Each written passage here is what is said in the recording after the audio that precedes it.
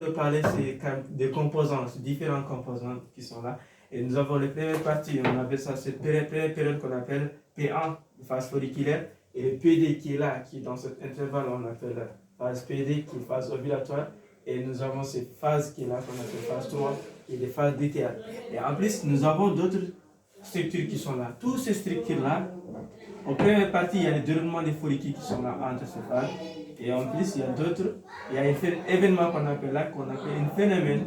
Ce phénomène-là, c'est l'ovulation. Et autrement, il y a d'autres structures qui sont là. Ces structures aussi sont d'autres parts. Et dans lesquelles il y a quelque chose qui se trouve à l'intérieur de chaque des structures qui sont là. Ici, on va essayer de légender. Dans la légende, nous avons 1, 2, 3, 4 et 5. Et nous avons 5 structures qui sont là. Le 1, on a ces follicules cavitaires. 2, c'est mûr.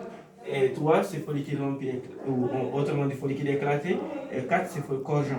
5, c'est corjon dégénéré ou encorbant.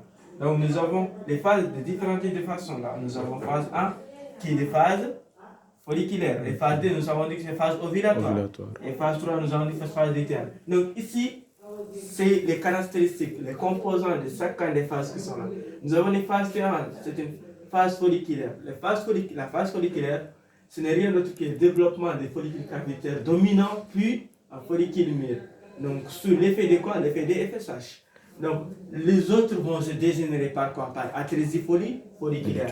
Donc, nous avons dit que le déterminant hormonal, l'action normale qui est responsable de tout ça, c'est l'oestrogène à faible dose.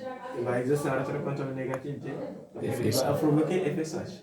Donc là, ici, nous avons phase D, c'est phase ovulatoire.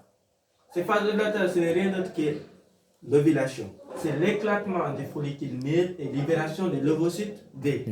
L'ovocyte D. Donc là, ici, ce phénomène se fait par quoi? Sur l'action de la LH. Et nous avons les phases 3. Les phases 3, c'est phase lutéale. Phase lutéale, ce n'est rien d'autre que la formation des follicules rompus qui va se former. Et puis, encore jaune. Cette action se fait sous l'effet de la LH.